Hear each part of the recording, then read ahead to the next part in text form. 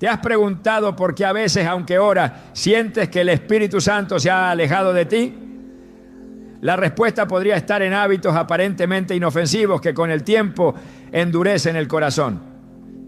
En Efesios 4:30 la palabra nos advierte claramente: no entristezcan al Espíritu Santo de Dios, con el cual fueron sellados para el día de la redención. Esta advertencia nos revela una verdad profunda.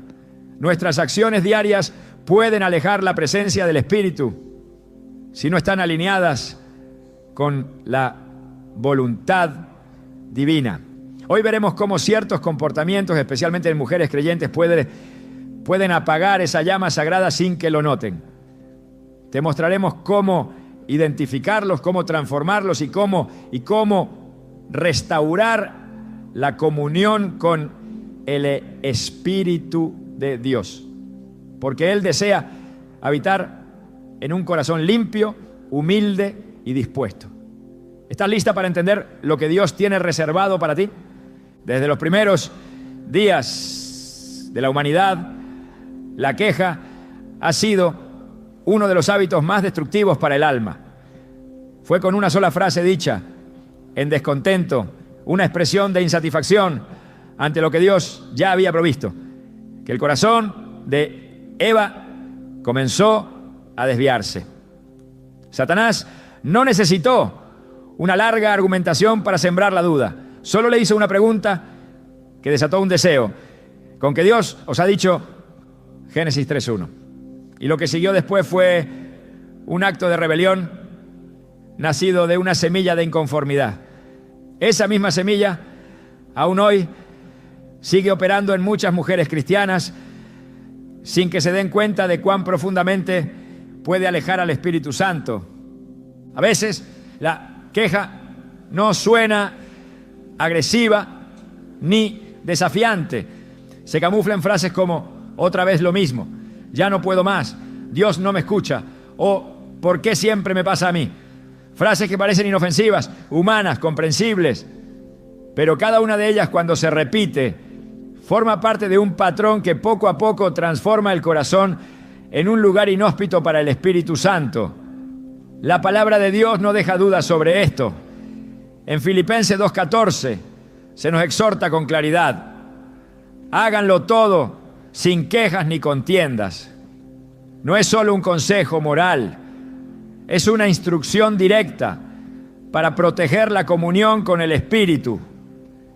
Las mujeres cristianas que viven una vida devocional sincera, que oran, que asisten a la iglesia y hasta sirven en ministerios, pueden estar cayendo en este hábito sin notarlo. La queja no siempre es abierta, ni escandalosa. Muchas veces es interna. Un murmullo constante en el corazón que se lamenta por lo que no tiene, por lo que aún no llega, por lo que esperaba y no se dio. Esa voz silenciosa, ese susurro de frustración, apaga la alabanza, interrumpe la gratitud y cierra la puerta al fluir del Espíritu. En el desierto, el pueblo de Israel caminaba bajo una nube que los cubría del sol, bebía agua que brotaba de la roca y comía pan que caía del cielo. Sin embargo, sus labios se llenaban de queja.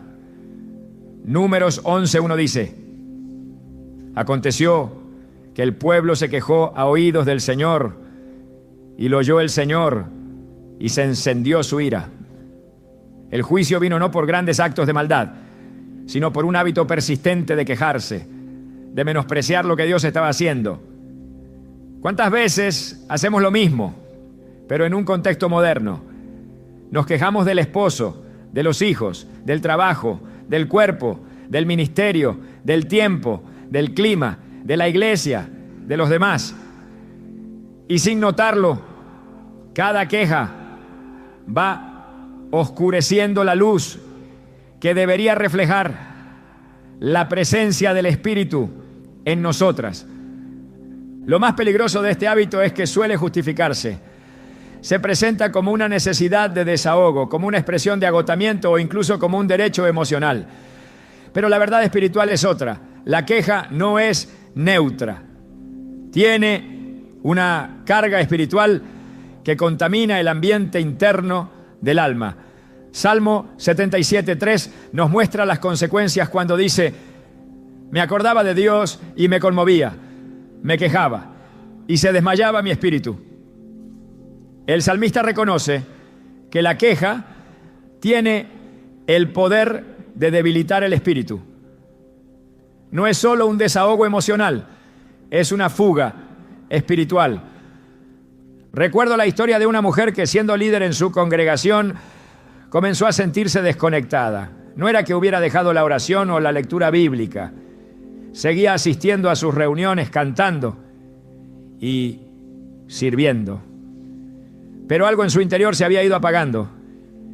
Empezó a notar que ya no sentía la misma pasión por las cosas de Dios. Su discernimiento se debilitó. Su oración se volvió mecánica. Durante un tiempo pensó que era simplemente una temporada difícil, hasta que en un retiro de oración escuchó una palabra que la confrontó profundamente. Un pastor habló sobre el poder de la gratitud y cómo el Espíritu Santo se aleja de los corazones que han reemplazado la alabanza por queja. Fue como una descarga directa al alma. En ese momento entendió que su vida se había llenado de lamentos silenciosos por sus hijos, por su matrimonio, por su economía, por su salud. Se arrodilló en ese instante y comenzó a llorar. No por lo que había perdido, sino por haber dejado de agradecer. La gratitud es uno de los ambientes favoritos del Espíritu Santo. Donde hay gratitud hay presencia, donde hay queja hay ausencia. En 1 Tesalonicenses 5:18 se nos dice: dad gracias en todo, porque esta es la voluntad de Dios para con vosotros en Cristo Jesús. Esta instrucción no es solo una recomendación espiritual, es una estrategia de protección. Cuando una mujer cultiva la gratitud como estilo de vida, está blindando su corazón contra el desgaste espiritual. El Espíritu Santo encuentra descanso en una mujer agradecida, incluso cuando no tiene todo lo que desea. A veces la raíz de la queja no está en la circunstancia, sino en el enfoque. Muchas hijas de Dios viven enfocadas en lo que falta, en lo que no tienen, en lo que aún no se cumple. Pero cuando se cambia el enfoque hacia lo que ya se ha recibido, la salvación, el perdón, la gracia, la paz, la esperanza, entonces la queja pierde fuerza y la gratitud comienza a tomar espacio. Es como abrir una ventana en una habitación cerrada. El aire cambia, la luz entra y el ambiente se transforma. Jesús mismo enfrentó momentos donde pudo haberse quejado, lo traicionaron, lo abandonaron, fue rechazado por los suyos, se le negó descanso y sin embargo jamás emitió una palabra de amargura. Incluso en la cruz, en el momento más oscuro de su dolor, oró por quienes lo crucificaban. ¿Qué ejemplo más alto de una vida que en lugar de quejarse decide amar, perdonar y bendecir?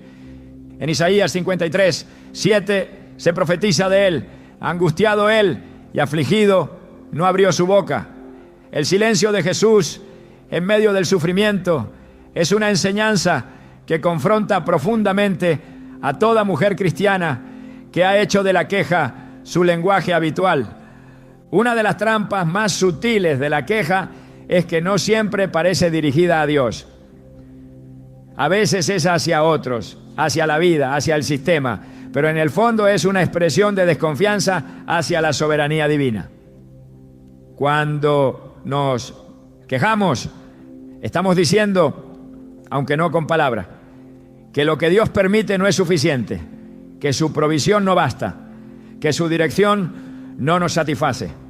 Por eso, aunque pensemos que solo estamos hablando al aire, en realidad nuestras palabras resuenan en el ámbito espiritual y afectan la atmósfera de nuestra relación con Dios. En la Biblia encontramos una figura que ilustra bien esta verdad.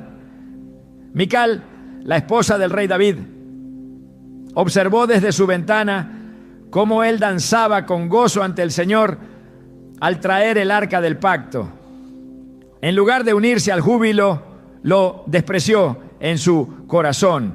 2 Samuel 6:16 dice: y cuando el arca del Señor llegó a la ciudad de David, Mical, hija de Saúl, miró desde una ventana, y al ver al rey David que saltaba y danzaba delante del Señor, lo menospreció en su corazón. Ese menosprecio, esa crítica, esa falta de gratitud por lo que estaba ocurriendo espiritualmente tuvo consecuencias. El versículo 23 añade: y Mical, hija de Saúl, nunca tuvo hijos hasta el día de su muerte. No fue solo un castigo físico, sino una representación espiritual. Donde no hay gratitud, no hay fruto. Donde hay desprecio, no hay vida. Mical se convirtió en estéril. Y así se vuelve también el alma, que constantemente se queja y no honra lo que Dios hace. La restauración de una vida llena del Espíritu comienza con algo tan sencillo pero poderoso como cambiar nuestras palabras. El Salmo 103:2 nos instruye: bendice, alma mía, al Señor, y no olvides ninguno de sus beneficios. Este versículo es más que una alabanza. Es un mandamiento al alma, una orden directa a la mente y al corazón de recordar todo lo bueno que Dios ya ha hecho. Cuando una mujer comienza cada día recordando lo que tiene y no lo que le falta, entonces su atmósfera espiritual se limpia, su sensibilidad al Espíritu se renueva y su fe se fortalece. Muchas veces buscamos un avivamiento externo, un milagro, una confirmación profética, una palabra especial. Pero la presencia del Espíritu Santo no necesita espectáculo. Él busca corazones rendidos, humildes, agradecidos. La mujer que decide, a pesar de todo, dar gracias, que en lugar de lamentarse, adora, que en medio del dolor canta, que en medio de la espera cree. Esa mujer se convierte en un altar viviente donde el Espíritu de Dios se manifiesta con poder. No se trata de negar las dificultades ni de fingir alegría. Se trata de decidir con fe que cada circunstancia tiene propósito y que Dios no abandona a quien confía en Él. La historia de Ana en 1 Samuel es un ejemplo poderoso. Era estéril, despreciada, provocada por Penina, su rival. Podía haber llenado el templo de quejas, pero en cambio llevó su dolor en oración y al salir ya no estaba triste. Dice 1 Samuel 1:18: y ella dijo: hallé hallado tu sierva gracia delante de tus ojos. Y se fue la mujer por su camino y comió y no estuvo más triste. Ana transformó su dolor en confianza y su fe abrió la puerta a un milagro. Su vientre fue llenado, pero aún más, su espíritu fue restaurado.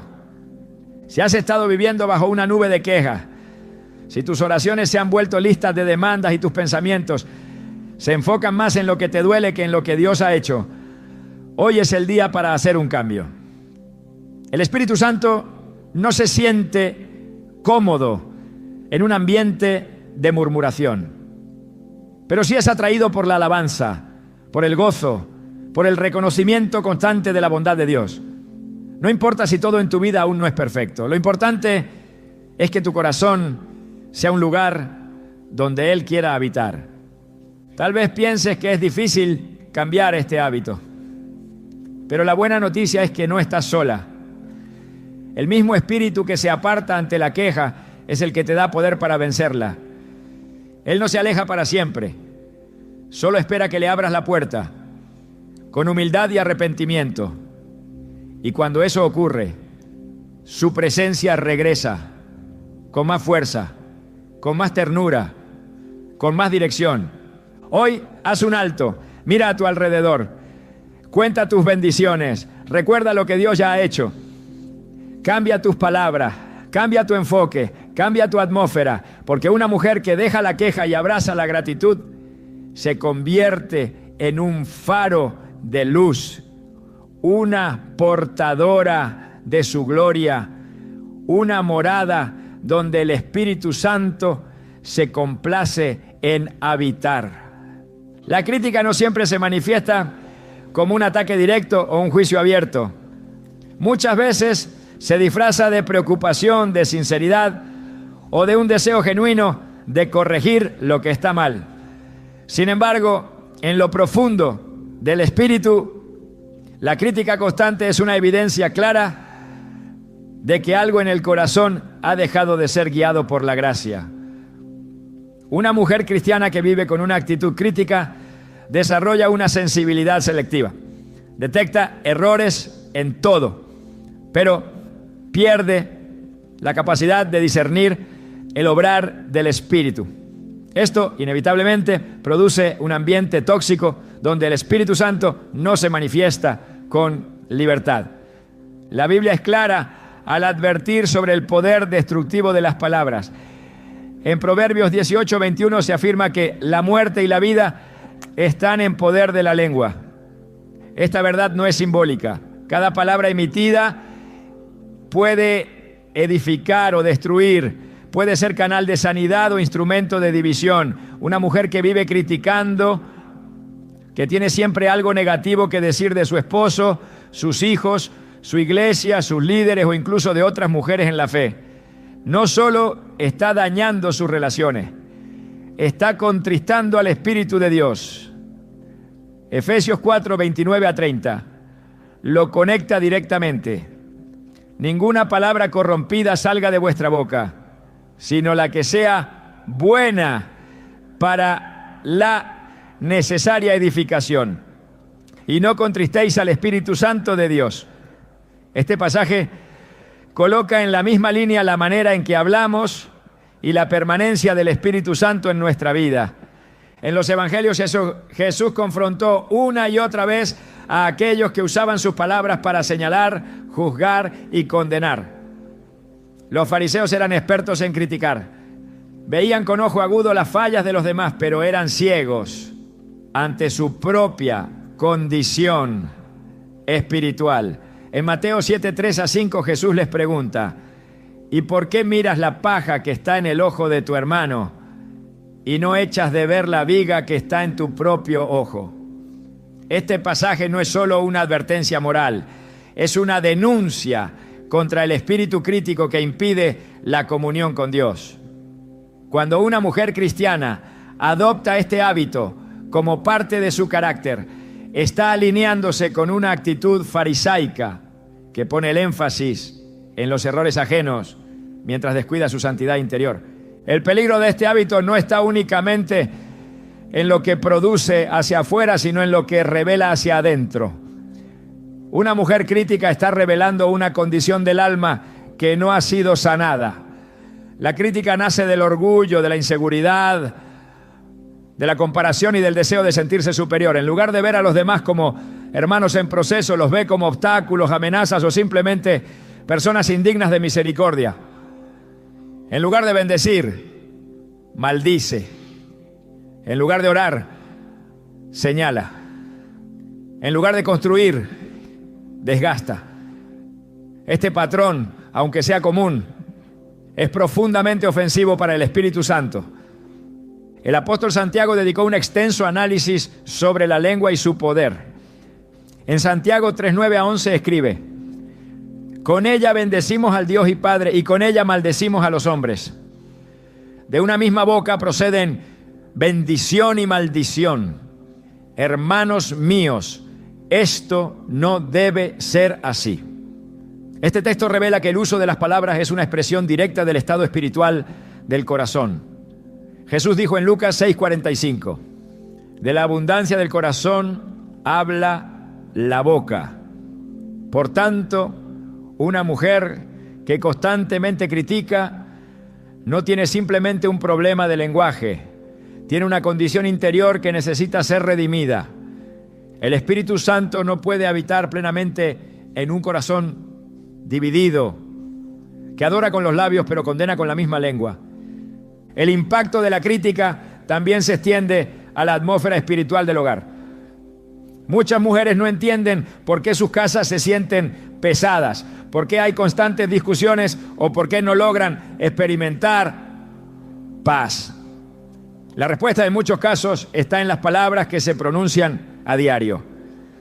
Cuando el ambiente se llena de murmuración, sarcasmo, burlas o palabras despectivas, se abre una brecha espiritual que bloquea la presencia del Espíritu Santo. En Proverbios 21:9 se afirma: mejor es vivir en un rincón del terrado que con mujer rencillosa en casa espaciosa. Este versículo no habla solo de la incomodidad emocional, sino de una realidad espiritual. Una mujer crítica puede convertir un lugar de bendición en un espacio de conflicto, no porque carezca de recursos, sino porque ha cultivado una actitud que aleja la presencia divina. Además, la crítica no solamente afecta la comunión con el Espíritu, sino que interrumpe la eficacia del ministerio personal. Dios no unge a quien hiere con palabra, no derrama poder sobre labios que levantan juicio en lugar de intercesión. En primera de Pedro 3:10 se nos recuerda: el que quiere amar la vida y ver días buenos, refrene su lengua del mal y sus labios no hablen engaño. Esta instrucción está vinculada directamente con el bienestar integral de la persona. Hay mujeres que oran con fervor, pero que con la misma intensidad destruyen con sus comentarios y no entienden por qué sus oraciones no producen fruto, por qué sus palabras no tienen autoridad. La respuesta está en la fuente de esas palabras. Una fuente contaminada no puede dar agua limpia.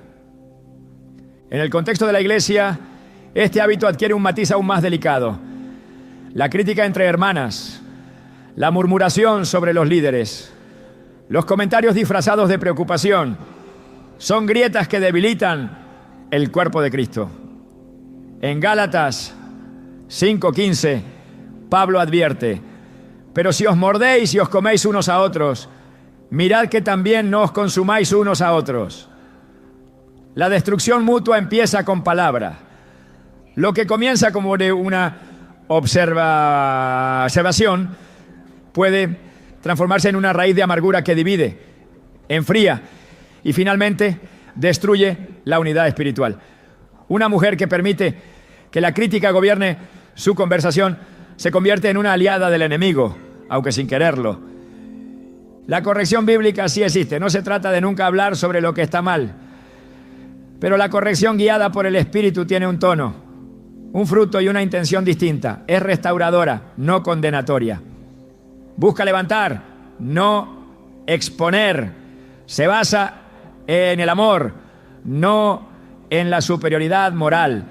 En 2 de Timoteo 2:24-25 se nos instruye que el siervo del Señor no debe ser contencioso, sino amable para con todos, que con mansedumbre corrija a los que se oponen. Cuando la crítica reemplaza esta mansedumbre, se transforma en una forma de juicio carnal. El Espíritu Santo no bendice el juicio sin compasión.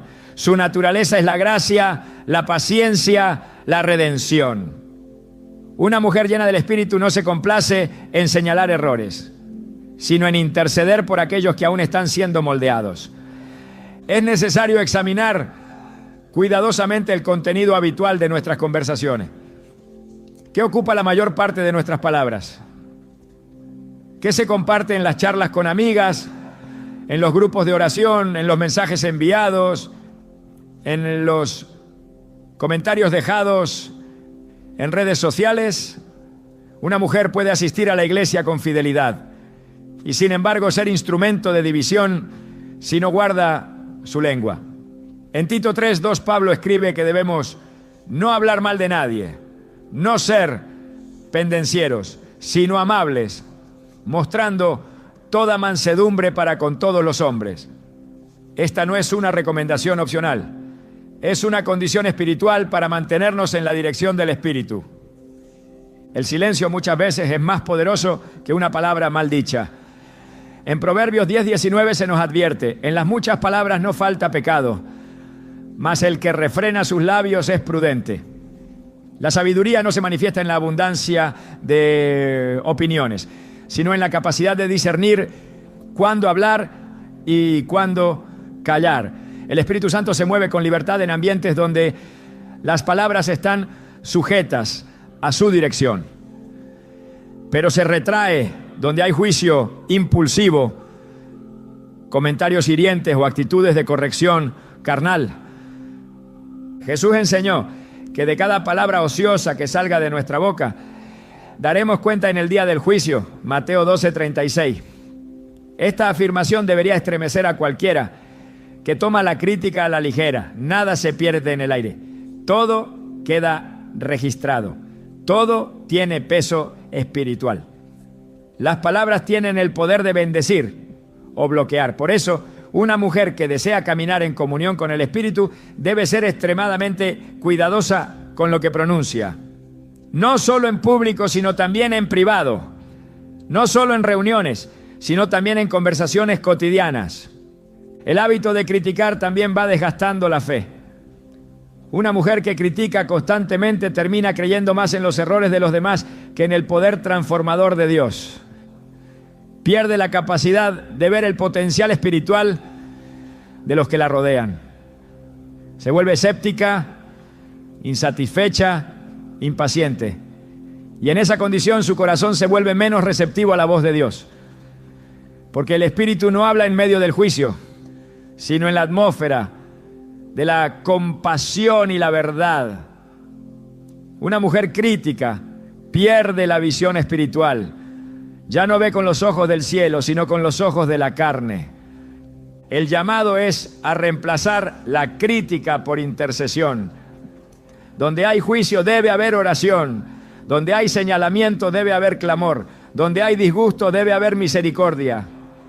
El cambio no comienza con los demás, comienza con nosotras. Una lengua transformada es fruto de un corazón rendido. Y un corazón rendido es el lugar donde el Espíritu Santo se manifiesta con mayor plenitud. Una mujer guiada por el Espíritu no necesita elevar su voz para corregir. Su ejemplo, su mansedumbre, su oración y su discernimiento son suficientes para impactar a quienes la rodean. Es mejor ser instrumento de paz que vehículo de crítica. Es mejor guardar silencio en reverencia que hablar sin amor, porque el Espíritu de Dios no se mueve en el ruido del juicio, sino en la quietud de un corazón dispuesto. La crítica aleja, divide, seca y endurece, pero la gracia une, edifica, renueva y vivifica. Hoy cada mujer cristiana tiene la oportunidad de elegir cuál será la fuente de sus palabras. La decisión es individual, pero las consecuencias son colectivas. Un solo comentario puede abrir heridas que tardan años en sanar, pero una palabra guiada por el Espíritu puede traer restauración inmediata. Si deseamos ser morada del Espíritu, nuestras palabras deben ser reflejo de su naturaleza. Limpias, llenas de verdad, dirigidas por amor. Así como el fuego no puede mantenerse en un ambiente saturado de agua, el Espíritu Santo no puede manifestarse en una atmósfera cargada de juicio. Pero donde hay humildad, reverencia y dominio propio, su presencia permanece. El cuerpo no es un simple instrumento físico que usamos para movernos o para vestirnos según lo que dicta la cultura. En el diseño de Dios, el cuerpo tiene una función espiritual sagrada. Es templo, es altar, es ofrenda. En 1 Corintios 6, 19 a 20, el apóstol Pablo lo declara con absoluta claridad. ¿O no saben que su cuerpo es templo del Espíritu Santo que está en ustedes y que han recibido de parte de Dios? No son sus propios dueños. Fueron comprados por un precio. Por tanto, honren a Dios con su cuerpo. Esta verdad debe calar profundo en cada mujer que se identifica como cristiana. Porque honrar a Dios con el cuerpo no se limita a evitar ciertos pecados evidentes, sino que implica una vida de reverencia donde cada aspecto, incluso el modo en que nos presentamos al mundo, refleja quién habita dentro de nosotras.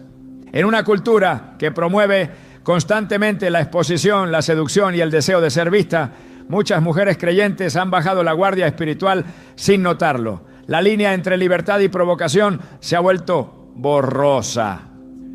Lo que antes generaba pudor, ahora se celebra como empoderamiento.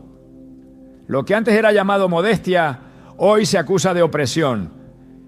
Pero los estándares del reino no cambian con las generaciones ni se ajustan a las tendencias sociales. La santidad sigue siendo el diseño original de Dios para quienes han sido llamados a reflejar su gloria. El problema no está en la ropa por sí misma, ni en un color, ni en una tela.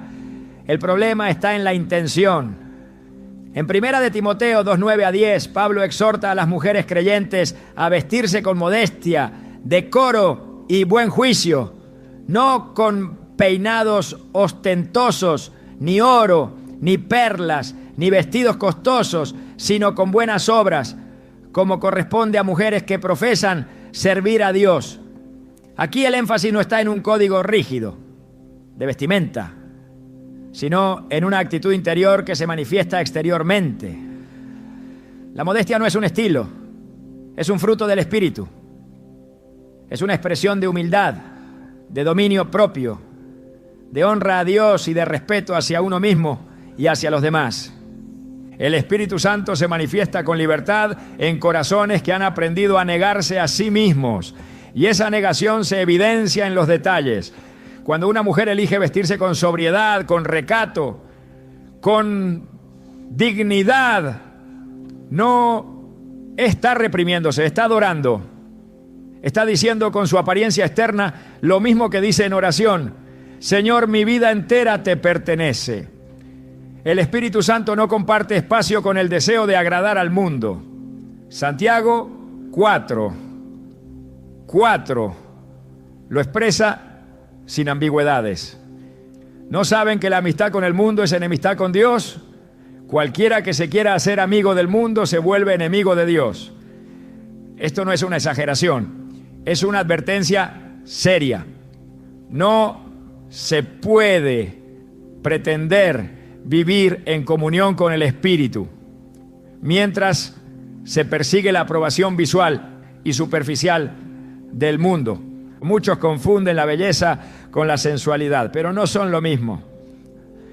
Dios es el creador de la belleza. La Biblia está llena de descripciones de mujeres hermosas que fueron bendecidas por Dios. Lo que marca la diferencia no es el atractivo físico, sino el propósito con el que se presenta. En Proverbios 31 se elogia a la mujer virtuosa, y aunque su apariencia no se describe con detalle, su dignidad y fortaleza son evidentes. En el versículo 25 se dice: fuerza y honor son su vestidura, y se ríe de lo porvenir. Aquí la vestidura no es una prenda literal, sino una expresión de su carácter. Lo que cubre a esta mujer es su integridad, su honra, su temor de Dios.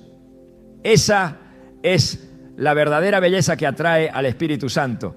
Una mujer que se viste intencionadamente para atraer miradas, que actúa deliberadamente para provocar, que publica imágenes diseñadas para alimentar el ego o buscar aprobación, está moviéndose en una dirección opuesta al Espíritu. Puede estar activa en la iglesia, puede cantar, puede servir, pero si su motivación está contaminada, su comunión espiritual se ve afectada. No se trata de legalismo, se trata de santidad. No se trata de reglas, se trata de una vida consagrada. El Espíritu no se manifiesta donde hay manipulación, donde hay deseo de control mediante la apariencia, donde se usa el cuerpo como moneda para obtener atención. El llamado a la santidad en el cuerpo también implica conducta. El actuar para el mundo no se limita a cómo se viste una mujer, sino también a cómo se comporta, a cómo se mueve, a cómo se expresa. Hay una diferencia espiritual entre una mujer que entra a un lugar con reverencia y una que entra buscando ser el centro. En 1 de Pedro 3:3-4 se afirma: Que su belleza no sea la externa, la de peinados ostentosos, joyas de oro o vestidos lujosos. Que su belleza sea más bien la incorruptible, la que procede de lo íntimo del corazón, con un espíritu tierno y sereno. Esta belleza vale mucho delante de Dios. Aquí se revela el valor supremo del carácter. Es el interior el que define al exterior, no al revés. Cuando una mujer vive para complacer al mundo, inevitablemente comenzará a imitar sus formas. Empezará a hablar como el mundo, a moverse como el mundo, a pensar como el mundo, y en ese proceso, sin que lo note, el Espíritu Santo comenzará a disminuir su voz dentro de ella. No porque él se canse, sino porque el ruido de la vanidad y la búsqueda de aprobación humana apagan la sensibilidad espiritual. Romanos 12:2 nos llama a no conformarnos a este siglo, sino a ser transformados por medio de la renovación de nuestra mente. Esa transformación incluye todo, desde los pensamientos más profundos hasta las elecciones más cotidianas, como la forma de presentarse ante los demás. La mujer que anhela caminar bajo la unción del Espíritu debe tener una visión clara de quién es en Cristo. No necesita usar su cuerpo como anzuelo, porque sabe que ya ha sido aceptada en el amado. No necesita imitar los gestos de seducción del mundo, porque ha sido sellada con el Espíritu de verdad. No necesita validación externa, porque su identidad está firmemente arraigada en la cruz. Gálatas 2:20 declara: con Cristo estoy juntamente crucificado, y ya no vivo yo, sino que Cristo vive en mí. Esta afirmación no es solo una confesión espiritual, es un compromiso que se refleja en cada aspecto de la vida, incluyendo la forma de vestir y comportarse. El problema no radica en que el mundo tenga sus códigos. El problema es cuando la iglesia adopta esos códigos y los justifica en nombre de la libertad. Pero la verdadera libertad no es hacer lo que uno quiere, es tener el poder de elegir lo que honra a Dios. En 1 Corintios 10:23 se dice: todo me es lícito, pero no todo conviene, todo me es lícito, pero no todo edifica. Esta es la medida con la que debemos examinar nuestras decisiones. Esto edifica, esto glorifica a Dios, esto favorece la presencia del Espíritu en mi vida. Una mujer puede justificarse diciendo que Dios solo ve el corazón, y es verdad. Dios ve el corazón, pero también ve cuando lo que hay en el corazón se refleja en una intención clara de llamar la atención, de competir, de exhibir.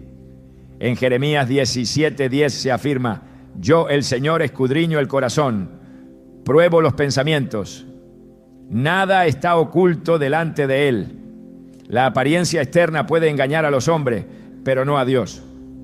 Por eso, la santidad verdadera no se trata de fingir una imagen piadosa, sino de vivir en transparencia, sabiendo que todo está a la vista del Espíritu. En tiempos donde la sensualidad se celebra abiertamente, el llamado a la modestia y la sobriedad se vuelve más urgente. No para ser diferentes por orgullo, sino para ser luz en medio de la oscuridad.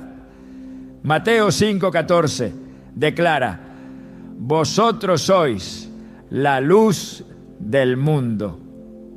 Y la luz no necesita escándalo para brillar, solo necesita mantenerse pura. El brillo del Espíritu Santo es incompatible con la oscuridad de la vanidad.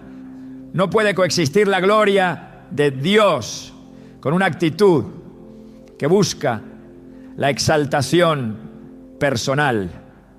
Porque donde hay competencia por atención, no hay espacio para la presencia divina. El Espíritu Santo se complace en habitar en mujeres que han decidido consagrar su cuerpo como instrumento de justicia.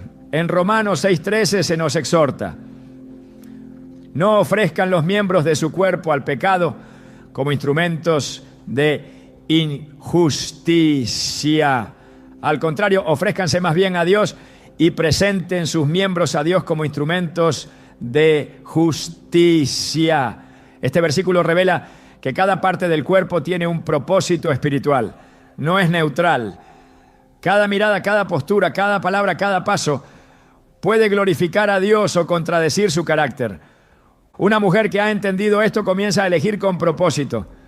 No se deja arrastrar por la moda, sino que pregunta en oración si lo que lleva o hace es digno del espíritu que habita en ella. No teme ser diferente porque sabe que ha sido apartada. No busca complacer a todos porque ha sido escogida para agradar a uno solo. Su reflejo no es el del mundo, sino el del cielo. Y esa identidad es la que atrae el favor, la gracia y la guía del Espíritu Santo. La santidad no es una carga, es una respuesta al amor, a la redención, al sacrificio de Cristo. Cuando una mujer elige actuar, hablar y vestirse con modestia, no lo hace por imposición, sino por adoración.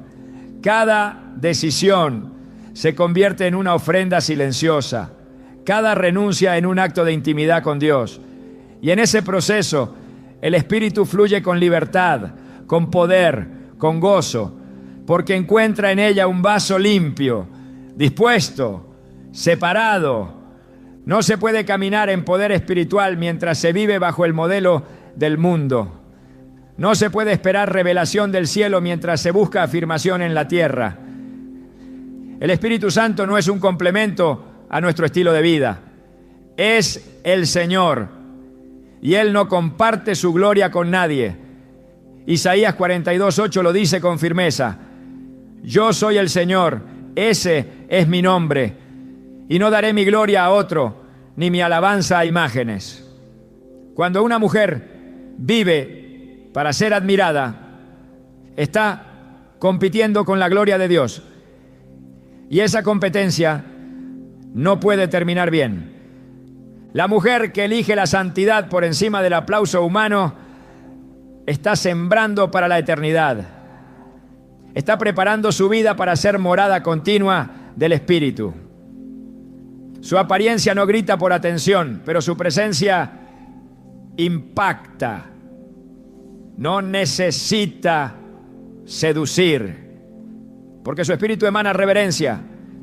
No necesita exhibirse, porque su humildad brilla con más fuerza que cualquier adorno. Y en ese tipo de corazón, el Espíritu se manifiesta con poder, con dirección, con paz.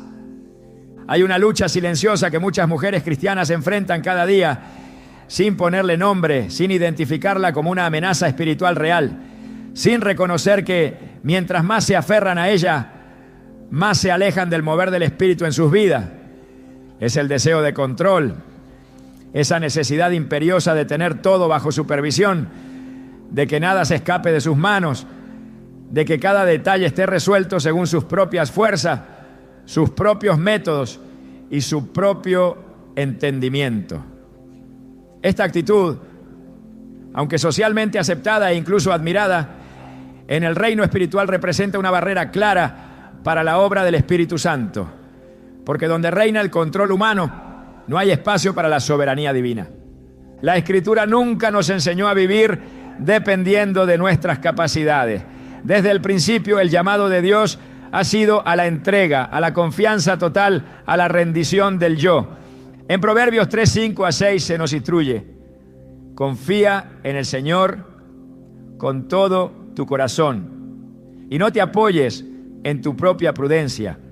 Reconócelo en todos tus caminos y Él enderezará tu vereda.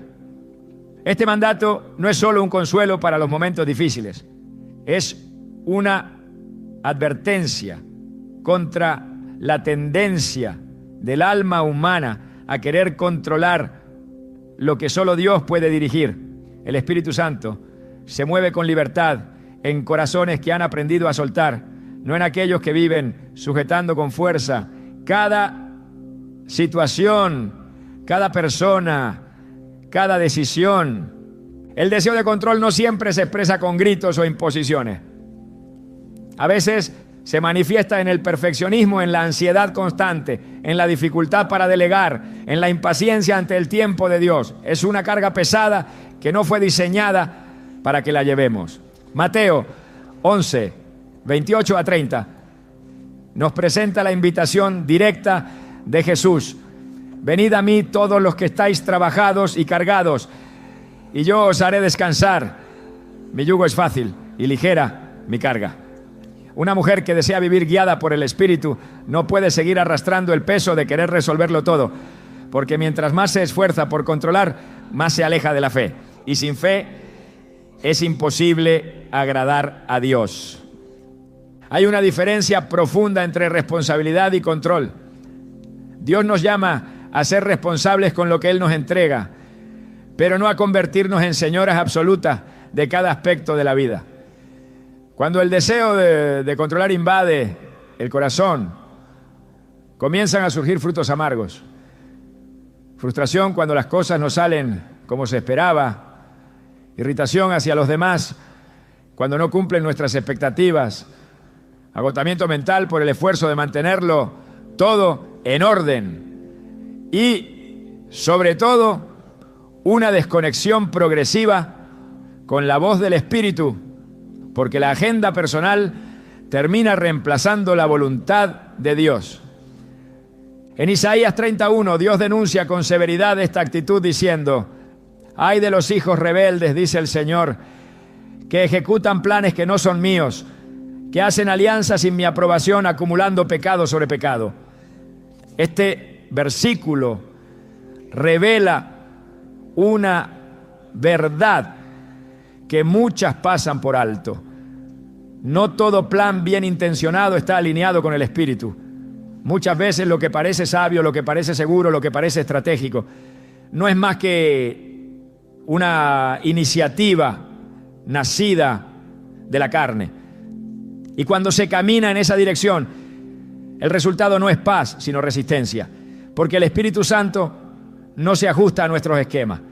Él guía, Él dirige, Él marca el ritmo. Una mujer que lo quiere todo bajo control está en guerra silenciosa con el Espíritu, aunque ore, aunque sirva, aunque parezca activa en la vida cristiana. La autosuficiencia es otra forma de idolatría. Es poner la confianza en uno mismo en lugar de ponerla en Dios. En Jeremías 17:5 se lee: maldito el hombre que confía en el hombre y pone carne por su brazo, y su corazón se aparta del Señor. Esta palabra no solo se refiere a la confianza puesta en otro, sino también a la confianza excesiva en uno mismo. La mujer que vive convencida de que puede, de que sabe, de que logra todo sola, está caminando sobre un terreno peligroso, porque la dependencia del Espíritu se manifiesta en la humildad, en la oración constante, en la apertura para ser guiada, corregida y redirigida por Dios, incluso cuando sus planes personales ya están trazados. El deseo de control también revela una falta de revelación sobre la soberanía divina. Cuando se entiende que Dios es soberano, que Él es bueno, que su voluntad es perfecta, entonces es posible soltar el control con confianza. Pero cuando esa revelación falta, el alma comienza a buscar atajos, a diseñar estrategias humanas, a manipular las situaciones o a adelantarse al tiempo de Dios. En Eclesiastés 3:11 se declara que todo lo hizo hermoso en su tiempo. Esta verdad no es poética, es profética. Lo hermoso de Dios no se manifiesta fuera del tiempo de Dios. Por eso, cada vez que una mujer intenta forzar un resultado, adelantar un proceso o modificar una decisión sin la guía del Espíritu, está caminando fuera de la belleza del propósito divino. Y lo que debería ser bendición se convierte en carga. El control también sofoca la sensibilidad espiritual. Una mujer que está acostumbrada a tener el dominio de todo se vuelve menos capaz de discernir la voz de Dios. Su oído se afina más a sus propios razonamientos que al susurro del Espíritu. Y así decisiones que deberían tomarse en oración se terminan tomando desde la lógica. Caminos que deberían ser revelados en la intimidad se trazan desde la urgencia.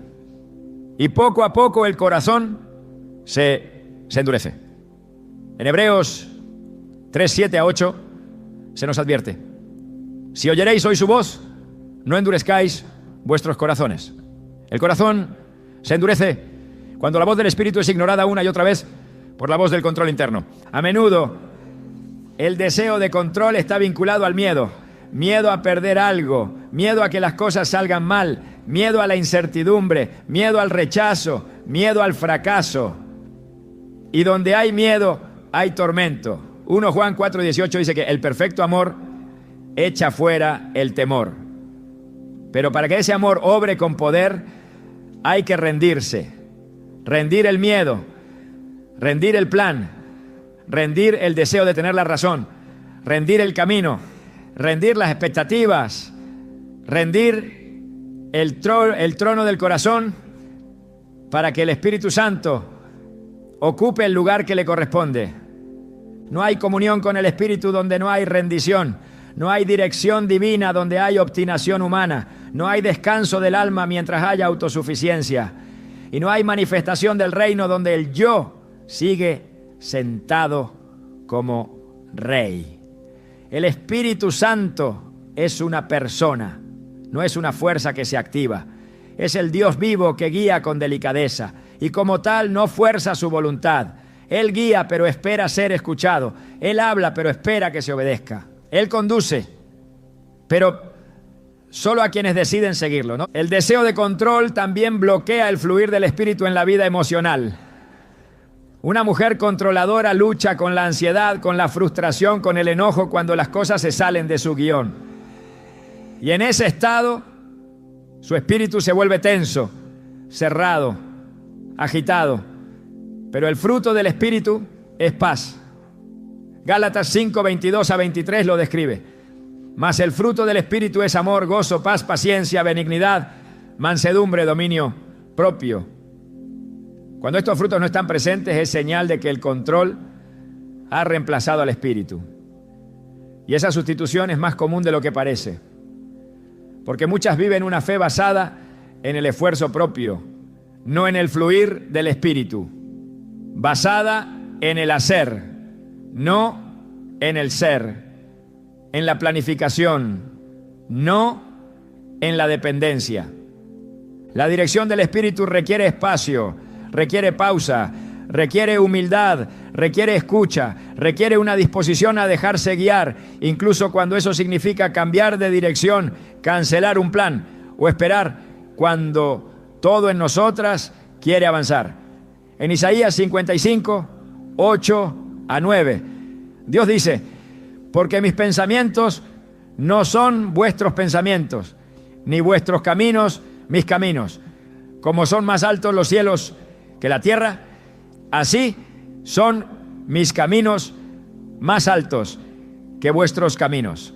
Esta verdad debería ser suficiente para renunciar al deseo de control, porque incluso nuestros mejores planes están muy por debajo de los que Dios tiene preparados. Pero solo se revelan a quienes sueltan el timón.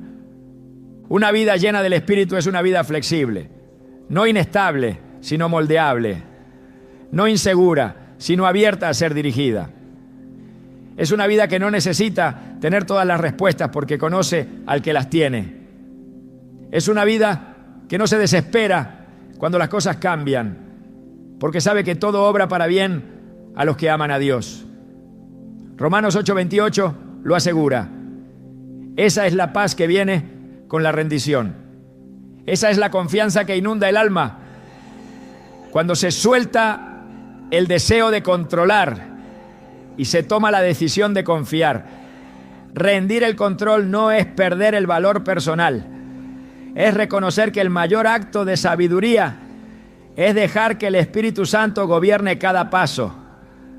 Y cuando Él gobierna no hay confusión, no hay sobresalto, no hay carga imposible de llevar, porque su guía siempre viene con gracia, con dirección clara, con propósito eterno. Una de las señales más tristes y a la vez más peligrosas de que una mujer se está alejando del Espíritu Santo no es el pecado evidente, sino el enfriamiento silencioso. La indiferencia espiritual no ocurre de la noche a la mañana, no anuncia su llegada con estruendo, no se manifiesta con escándalos. Simplemente se instala como una tibieza persistente, una falta de pasión por lo eterno, una desconexión interior que ya no tiembla ante la voz de Dios. Y cuando ese estado se normaliza, el espíritu comienza a apagarse, no porque haya perdido poder, sino... I don't blame you for living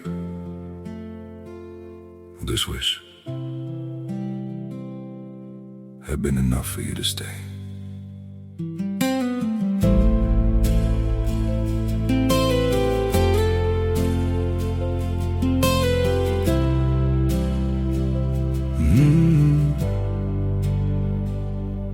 I saw it coming in the way you changed, in the silence between your words. Every I'm fine felt heavier than truth, like something breaking unheard. I tried to fix what I didn't understand, held on tighter as you slipped away. But love can't grow where it's already gone. I don't blame you for living this wish had been enough for you to stay.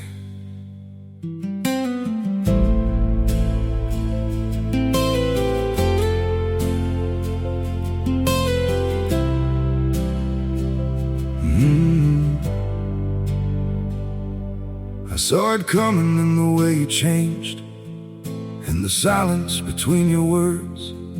Every I'm fine felt heavier than truth, like something breaking unheard. I tried to fix what I didn't understand, held on tighter as you slipped away. But love can't grow where it's already gone. I don't blame you for living this wish had been enough for you to stay.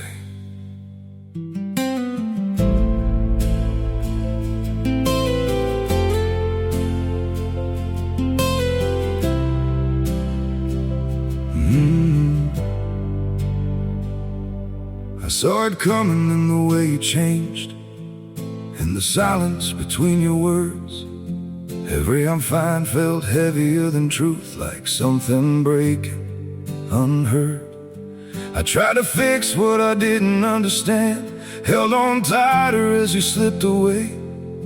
But love can't grow where it's already gone.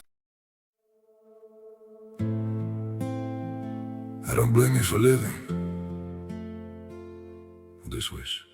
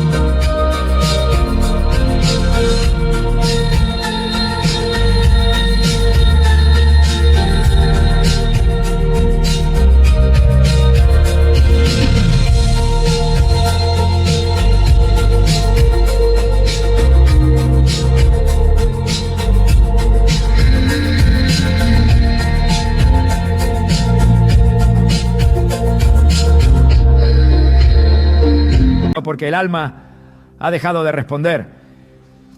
En Apocalipsis 3:15 a 16, el Señor reprende a la iglesia de la Odisea con palabras contundentes. Yo conozco tus obras, que ni eres frío ni caliente. Ojalá fueses frío o caliente. Pero por cuanto eres tibio, te vomitaré de mi boca. Este pasaje no se refiere a personas abiertamente rebeldes, sino a creyentes acomodados, funcionales, pero sin fuego. Mujeres que siguen asistiendo, que aún oran por rutina, que tal vez citan versículos, pero que han perdido la urgencia espiritual, la sensibilidad a la presencia, la necesidad desesperada de estar cerca del corazón de Dios. Esa tibieza es la señal de que el fuego se está apagando. Y donde no hay fuego, el espíritu no permanece. El fuego no es una emoción, es una disposición interior constante. Es el resultado de una vida rendida, una búsqueda diaria, una conciencia viva de la presencia divina. Romanos 12:11 exhorta: en lo que requiere diligencia, no perezosos, fervientes en espíritu, sirviendo al Señor. El fervor es un llamado, no es opcional, es la condición del alma que permite al Espíritu Santo operar con libertad. Una mujer ferviente no es perfecta, pero está despierta. Una mujer tibia, en cambio, no reacciona. Lo que antes la quebrantaba ya no la conmueve. Lo que antes la apasionaba ya no le importa. Y ese estado espiritual es letal. La indiferencia espiritual también se manifiesta cuando ya no hay hambre por la palabra, cuando se pierde el deleite en la oración, cuando el tiempo con Dios se convierte en una tarea. En 2 de Timoteo 3:5 se habla de personas que tienen apariencia de piedad, pero niegan la eficacia de ella. El Espíritu Santo no habita en lo superficial. Él se mueve donde hay profundidad, entrega, reverencia. Donde hay sed, Él sacia. Pero donde no hay deseo, Él no obliga. Él es fuego, pero no se mantiene encendido si no hay altar. Y cada día sin búsqueda, sin adoración genuina, sin atención a su voz, es una jornada en la que el fuego se apaga un poco más. Nada aleja más al Espíritu Santo que una vida vivida de cara a los hombres y no de cara a Dios. Una mujer puede conocer el lenguaje cristiano, puede saber qué palabras usar, cómo levantar las manos, cómo lucir piadosa en público, y sin embargo tener el corazón completamente alejado de la verdad, porque el Espíritu Santo no se manifiesta en la apariencia, sino en la autenticidad. La religiosidad sin verdad es una falsificación peligrosa. Es una forma de vida que engaña a los demás, pero también endurece el corazón, hasta el punto en que ya no se percibe la ausencia de Dios. Jesús confrontó con severidad esta actitud. En Mateo 23:27 dijo: ay de vosotros, escribas y fariseos hipócritas, porque sois semejantes a sepulcros blanqueados, que por fuera a la verdad se muestran hermosos, mas por dentro están llenos de huesos de muertos y de toda inmundicia. Esta declaración no iba dirigida a incrédulos, sino a los que representaban la religión, a los que se veían correctos, pero vivían desconectados del Espíritu. Una mujer puede caer en este mismo estado si confunde vida espiritual con rutina religiosa, si sustituye comunión con actividad, si cambia la intimidad con Dios por la aceptación de una comunidad. La religiosidad no es devoción, es teatro, es forma sin fondo, es fuego artificial sin altar, es el intento de cumplir con lo externo mientras se descuida lo esencial. En Isaías 29:13 Dios expresa: este pueblo se acerca a mí con su boca y con sus labios me honra, pero su corazón está lejos de mí. Esa distancia es lo que entristece al espíritu, porque Él no habita en la superficie. Él busca lo profundo, lo sincero, lo quebrantado. Una mujer puede tener la Biblia abierta todos los días y aún así resistir la transformación si todo lo que hace está motivado por la imagen y no por el amor. Cuando la vida cristiana se vive por costumbre y no por pasión, La oración se vuelve monótona. La lectura de la palabra se convierte en obligación. El servicio pierde gozo y la relación con Dios se enfría. En 2 de Timoteo 3:5 se describe a quienes tienen apariencia de piedad, pero niegan la eficacia de ella. Es una señal clara de religiosidad. Parecer pero no ser, mostrar pero no vivir, imitar pero no sentir. Y cuando esto se sostiene en el tiempo, el espíritu deja de hablar, porque el ruido de la actuación silencia la voz de la verdad. El Espíritu Santo no busca perfección externa, busca corazones dispuestos, humildes, reales, mujeres que no necesitan fingir espiritualidad porque han sido quebrantadas, redimidas y restauradas en lo secreto. Mujeres que viven para agradar a Dios, no para impresionar a los hombres. Allí, y solo allí, el Espíritu permanece. El Espíritu Santo no se aleja por casualidad. Él es sensible, pero no inestable. Él es fiel, pero no obligado. Él permanece donde es deseado, donde es obedecido, donde se le honra como la persona divina que es. Y cuando una mujer decide volver en sí, cuando se detiene a evaluar su caminar, cuando se atreve a mirar más allá de su imagen y examina el estado de su alma, Él responde, porque su deseo no es condenar, sino restaurar. No viene a señalar el error, sino a encender de nuevo lo que se estaba apagando. Hay una realidad profunda que transforma por completo la manera en que vivimos nuestra fe. El Espíritu Santo no es un visitante ocasional, es un huésped permanente. Y como tal, Él no comparte habitación con la doble vida, con el orgullo, con la indiferencia, con las apariencias. Él busca una habitación limpia, abierta, dispuesta. No una vida perfecta, sino una rendida. Por eso el llamado no es solo a evitar hábitos que lo entristecen, sino a cultivar un estilo de vida que lo atraiga, que lo haga permanecer, que le dé espacio para hablar, para guiar, para transformar. El Espíritu Santo no es